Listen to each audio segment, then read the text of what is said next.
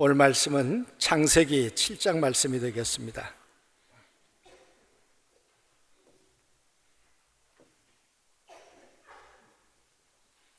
창세기 7장 1절부터 5절 말씀입니다.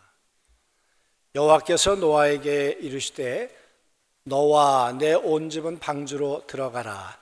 이 세대에서 내가 내 앞에 의로움을 내가 보았음이니라. 너는 모든 정결한 짐승은 암수 7씩, 부정한 것은 암수 2씩을 내게로 데려오며 공중의 새도 암수 7씩 데려와 그 씨를 온 지면에 유전하게 하라. 지금부터 7일이면 내가 40주야를 땅에 비가 내려 내가 지은 모든 생물을 지면에서 쓸어버리리라. 노아가 여호와께서 자기에게 명하신 대로 다 준행하였더라. 아멘. 요즘에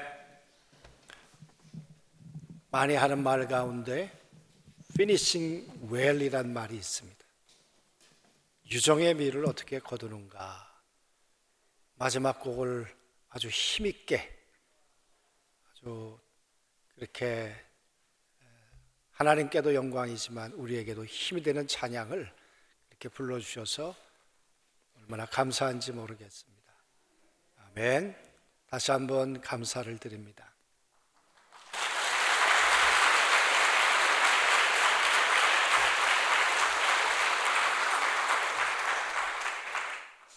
하늘로부터 오는 것이 평화이고 하늘로부터 오는 선물이 평강일 것인데, 그런데 혹 우리 마음속에 불안한 마음이 들 때는 없습니까? 이거 이렇게 하다가 뭔가 일 날 것 같다, 그런 생각 드실 때 없으시냐고요.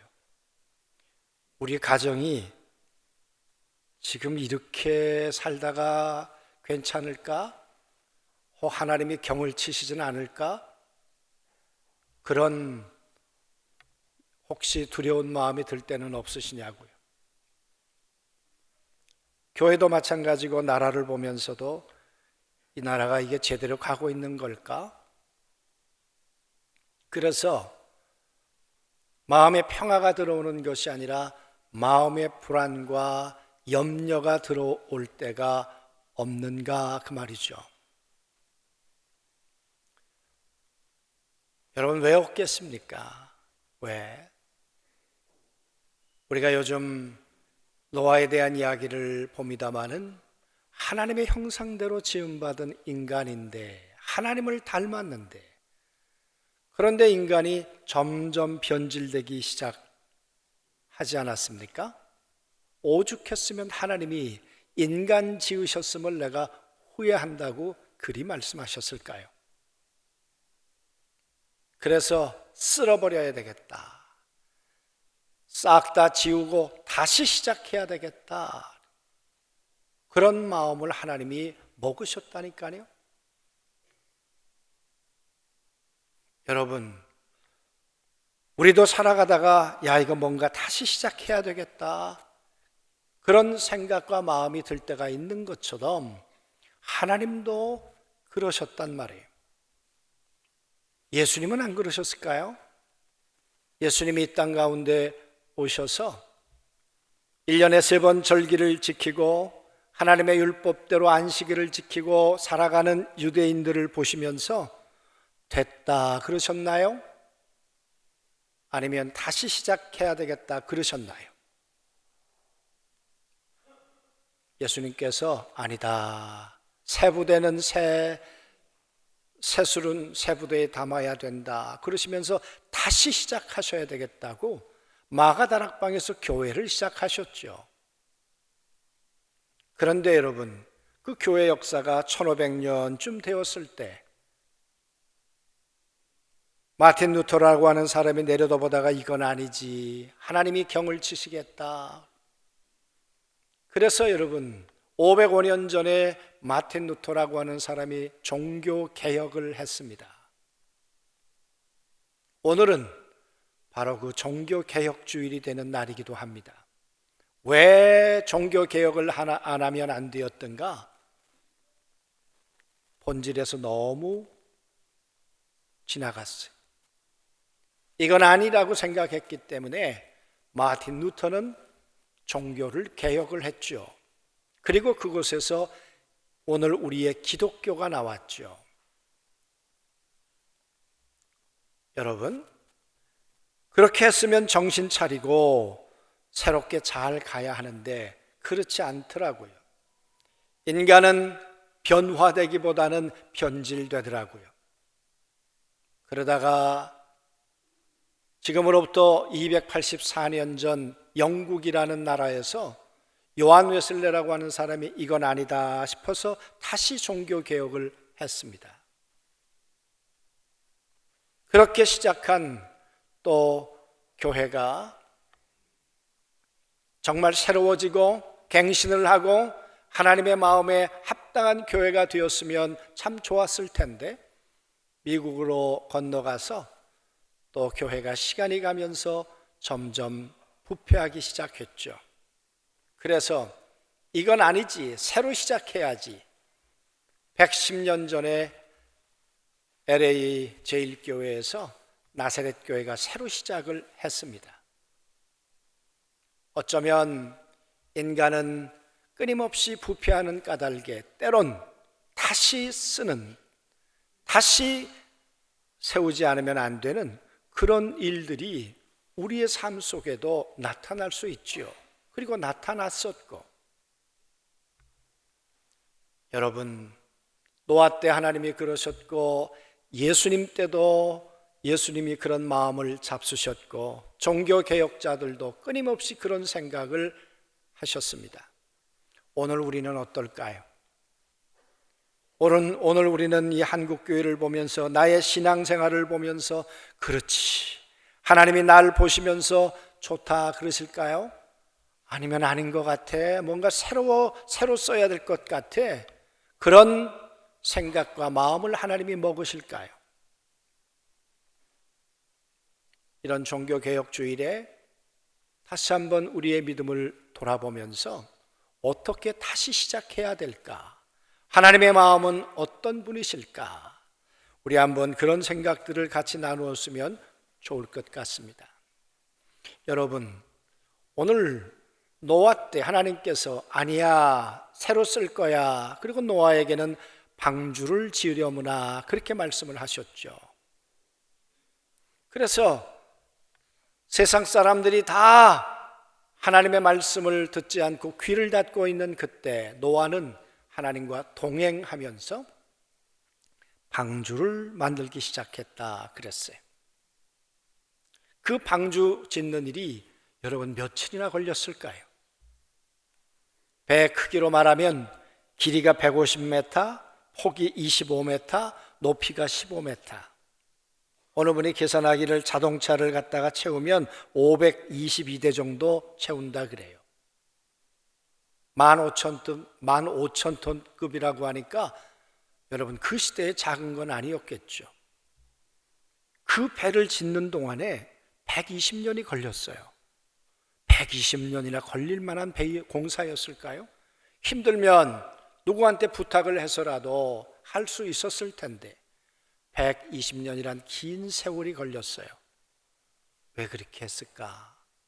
혹시 하나님이 기다리려고 긴 세월을 노아에게 그렇게 주셨던 것은 아닐까? 왜? 한 사람이라도 더 방주 안으로 들어왔으면 좋겠고 방주 짓는 일에 동역자가 되었으면 좋겠다, 그런 마음이 하나님 속에는 없으셨을까? 그런데 하나님께서 그렇게 120년을 내려다 보셨는데 오늘의 결론이 뭐냐 그러면 여러분 공동번역에 보면 이렇게 기록되어 있습니다. 내가 보니 이 세상에 의로운 사람이라고는 너밖에 없구나. 너는 식구들을 다 데리고 방주로 들어가거라. 이제는 더 이상 시간을 준다는 게 의미가 없어. 너밖에 없어. 그러니까 내 가족 7을 데리고 방주로 들어가.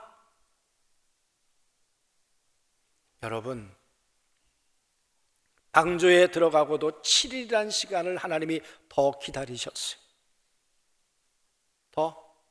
그리고는 이렇게 말합니다. 그렇게 다 들어간 다음에 16절 말씀해 보니까 노아가 맨 마지막에 들어갔더라. 그리고 하나님이 친히 당신이 문을 닫으셨더라.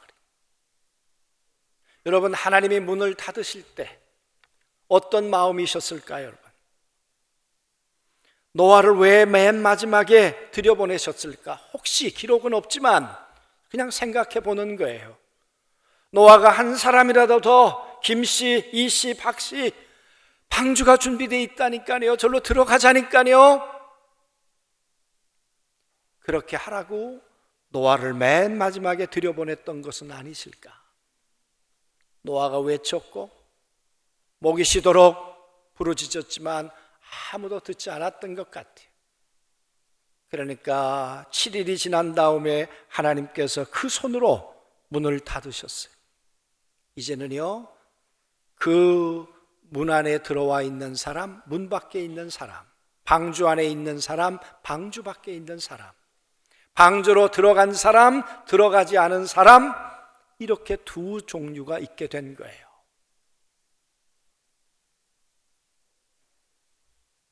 여러분, 이 세상에 많은 사람이 있지만 하나님께서 준비해 놓으신 예수 그리스도라고 하는 방주 안으로 들어간 사람, 방주 밖에 있는 사람, 두 종류의 사람이겠죠. 여러분, 노아는 어떻게 방주 안으로 들어갔을까요?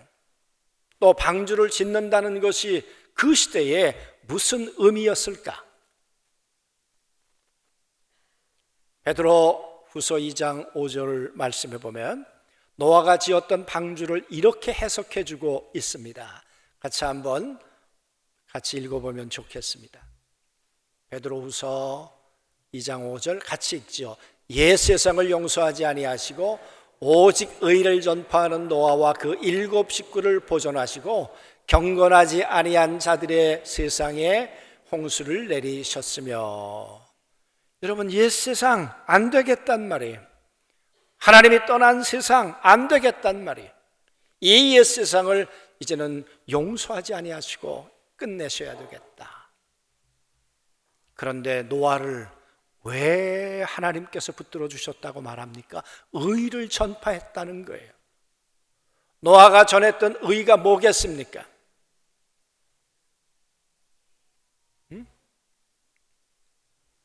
여러분, 노아는 하나님의 말씀을 듣고 말씀 속으로 들어갔어요. 그런 것처럼 하나님은 우리의 미래를 아시고 미래를 준비시키셔서 지금 미래를 준비하는 삶을 살라고 우리를 구원하시는 바로 그 하나님이십니다. 그분의 말씀 안으로 들어가야 합니다 라고 노아가 그 말을 하지 않았겠습니까? 하나님의 끝이 있습니다. 하나님의 끝은 심판과 구원이랍니다. 하나님의 말씀 속으로 들어가야 합니다. 하나님의 계획 속으로. 내가 생각하는 미래가 아니라 하나님이 생각하시는 미래 속으로 우리는 들어가야 합니다. 노아가 그렇게 말하지 않았을까요? 그러면서 여러분, 이 전파했단 말은 선포했다, 공개적으로 드러냈다, 오늘로 말하면 복음을 전했다 같은 말이 되는 것입니다. 120년 동안 노아는 방주를 지었다. 사람들이 뭐 하는 거예요? 배를 만들어요. 웬일로? 하나님이 물로 심판하신대요. 그러면 할렐루야 아멘 했겠습니까? 아니었을 거예요. 돌았지 제정신 아니지 비웃었을 것입니다. 그런데도 마음이 요동하지 않고 배를 만들었던 요나, 나무를 잘랐던 요나, 제단을 해서 배를 만들었던 그 요나, 아니 노아를 가리켜서 의를 전파했다. 그의 삶이 하나님이 살아계시다니까요. 하나님이 말씀하시는 말씀은 이루어진다니까요. 그의 삶을 통해 의를 전파했다. 그렇게 말씀하고 있는 것이죠. 사랑하는 성도 여러분, 그러면 우리가 지어야 할 방주. 그건 도대체 뭡니까, 여러분? 우리의 고백만으로 내가 예수 그리스도를 믿고 하나님의 자녀가 되었습니다. 나는 세례교인이 되었고 나는 이제 하나님의 사람으로 살면서 예배를 드립니다. 여러분, 그것만 가지고 될까요? 어떻게 우리의 삶이 그 방주 안으로, 영생 안으로 들어갈 수 있을까? 여러분, 마태복음 25장에 보면 이런 말씀이 있더라고요. 25장 46절 같이 읽습니다. 그들은 시작, 그들은 영벌의 의인들은 영생에 들어가리라. 여러분, 영벌로 들어가기도 하고 영생으로 들어가기도 하고, 그런데 마태복음 25장 1절부터 읽어보면 예수님께서 마지막 떠날 때가 얼마 남지 않으셨죠. 그랬던 예수님께서 이렇게 말씀하시는 겁니다. 천국은 말이야 오는 신랑을 기다리는 신부와 같은 거야. 5명의 처녀는 준비하지 못하고 5명의 처녀는 준비하고 있다가 신랑과 함께 잔치 속으로 들어갔어. 그게 천국이야. 천국은 준비하는 자의 것이야. 영생은 준비하는 자의 것이야. 그러면서 그 다음 말씀이 달란트에 대한 이야기를 하셨어요. 5달란트, 3달란트, 1달란트 받은 사람이 있는데 5달란트와 2달란트 받은 사람은 남겼다. 그런데 1달란트 받은 사람은 주인에게 이렇게 얘기했어요. 당신이 뭔데 이걸 남기라고 하느냐? 난 당신이 틀린 것 같아서 내 생각대로 이걸 땅에 묻어두었습니다. 그랬더니 주인이 뭐라 그랬습니까? 악하고 게으른 종아, 내어 쫓으라. 슬피 이를 갈며 통곡할 것이다. 여러분, 그 이야기 끝에 천국은 말이야 오른쪽에는 양이, 왼쪽에는 염소가 있게 된다. 그때 오른쪽에 있었던 염소가 아니 내가 왜 오른쪽에 있습니까? 그랬더니 말씀하시기를 가난하고 굶주리고 힘든 사람을 네가 도와줬잖아. 언제요? 네가 나를 도와줬잖아. 그래요. 언제요? 내 주위에 있었던 가운데 지극히 작은 자, 배고플 때 힘들 때 했던 것이 나에게 한 거야. 그러니까 여러분, 의를 전파한다는 것, 그것은 내가 예수를 믿고 구원받았습니다라는 신앙 고백으로만 끝나는 것이 아니고 하나님이 내게 주신 달란트, 시간과 물질과 돈을 가지고 정말 어렵고 힘들고 그런 분들을 어떻게 주님이라고 생각하고 섬겼나 그 말이에요. 그런 자를 향해서 오늘 이 46절에 말씀하고 계신 것처럼 영생에 들어가리라. 들어가리라. 사랑하는 성도 여러분, 정말 저는 친구들 가운데 감사하는 친구들이 여럿 있습니다. 17명의 초교파적으로 모이는 친구들이 있고 카톡이 있는데 늘 목회 이야기를 합니다. 그런데 어저께 한 친구가 올라왔어요. 올해까지 594명 전도했습니다. 어렵다고 하는데, 힘들다고 하는데. 그런데 여러분, 그 교회가 전도에 열정이 있어요. 그래서 전도하는 거 맞아요. 그러나 그것만 가지고 되는 게 아니라 교회가 따뜻해요. 그 교회가 얼마 전에 식당을 하나 개업한대. 그래서 아니 웬 식당을 개업해? 했더니 식당은 식당인데 행복한 식당이야. 그게 뭔데? 그랬더니 교회에 은퇴하신 분도 여럿 계시고 시간 있는 분들 계시니까 그분들이 와서 자원봉사를 해가지고 70세 되신 어른들이 오시면 한 끼 밥값 1,000원, 또 60세가 오면 얼마, 이래가지고 식당을 힘들고 어려운 분들을 품어내려고 그 식당을 한 거죠. 그래서 여러분, 제가 그 교회에 들어가서 보니까 동영상을 찍어서 올리기도 하고 여러분들이 오셔서 참 행복해 하시는 모습도 보게 되고, 사랑하는 성도 여러분,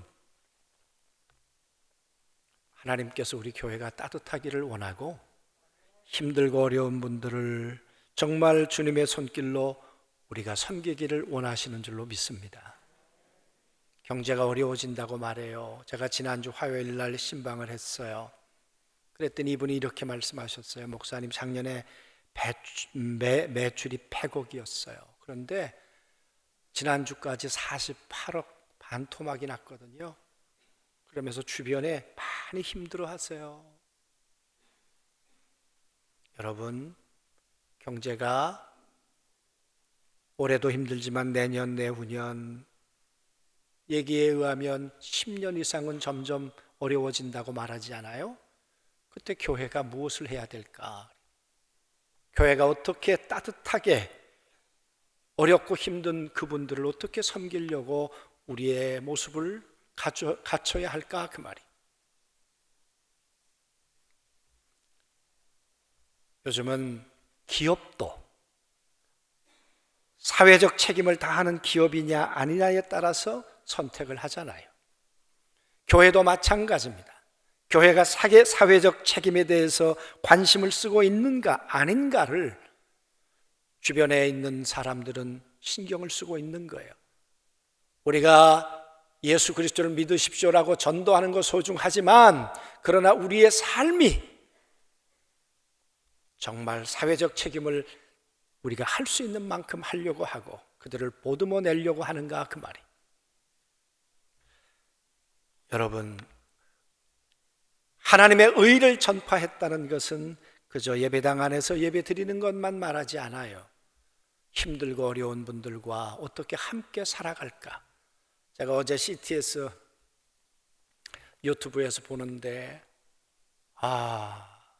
참 그 젊은 목사님, 제가 참 도전이 됐습니다.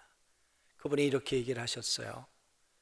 지금같이 생각하면 교회는 안 된다. 다시 시작해야 된다. 그러면서 교회를 공유 개념, 온 동네 사람들이 함께 공유할 수 있는 교회를 지어야 되겠다. 그렇게 줬더라고요.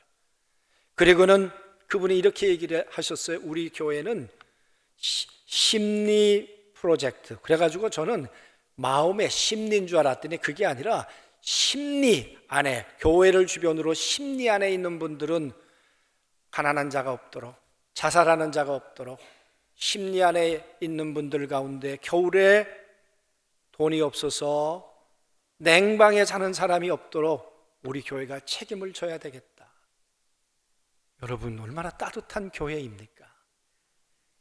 우리 안중교회가 그런 교회 됐으면 좋겠고, 그런 교회가 돼서 토스트도 우선 작은 시작으로 열심히 구워서 드리고, 또 반찬 봉사도 해서 잘 섬겨드리고, 점점 힘들고 어려운 분들에게 옆에 있어 힘이 되는 교회가 되었으면 좋겠습니다. 그러면서 또 하나 말씀드렸던 것처럼 우크라이나의 이 전쟁 문제, 원래 나사렛 교회는 말씀드렸던 것처럼 처음부터 가난하고 힘든 자들을 위해서 세워진 교회인데, 사실 그것을 홍보를 잘 못하고 있었죠. 우크라이나 전쟁 되자마자 우리 나사렛 형제들이 폴란드 국경에서 고아원을 합니다. 그래서 우크라이나에서 탈출한 분들의 자녀들을 돌보는 일을 우리가 하고 있다, 그 말이. 어떻게 이런 분들 옆에 있어 힘이 될까? 그래서 이번에 영상 하나를 보시겠는데, 보시면서 정말 우리가 남이라고 생각하지 말고 어떻게 하면 함께 저분들의 아픔에 조금이라도 도움이 될까? 그런 하나님의 음성을, 성령의 음성을 우리 모두가 들으면서 따뜻한 성도, 따뜻한 교회가 다 되실 수 있게 되기를 주님의 이름으로 소원합니다. 자, 영상 하나 보시죠. 전쟁은 너무 불행하고 또 전쟁은 너무 허무한 일이다라고 그렇게 늘 생각하고,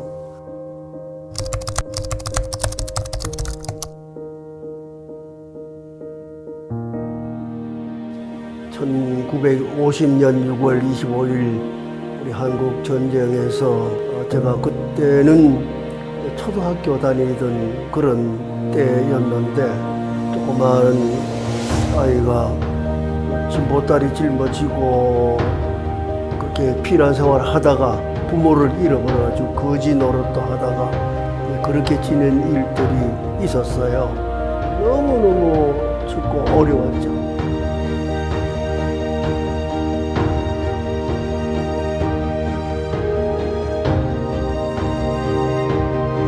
어려운 피난 생활하고 있는 그분들의 그 배고픔, 그들의 그 아픔을 우리가 그냥 그대로 보고 둘 수가 없기 때문에 그들에게 용기가 되고 힘이 될 수 있도록 우리 정성을 모아가지고 보내도록 그렇게 해야 합니다. 이것이 곧 하나님을 기쁘게 하는 일이 되고 또 교회가 해야 할 일이라고 믿기 때문입니다.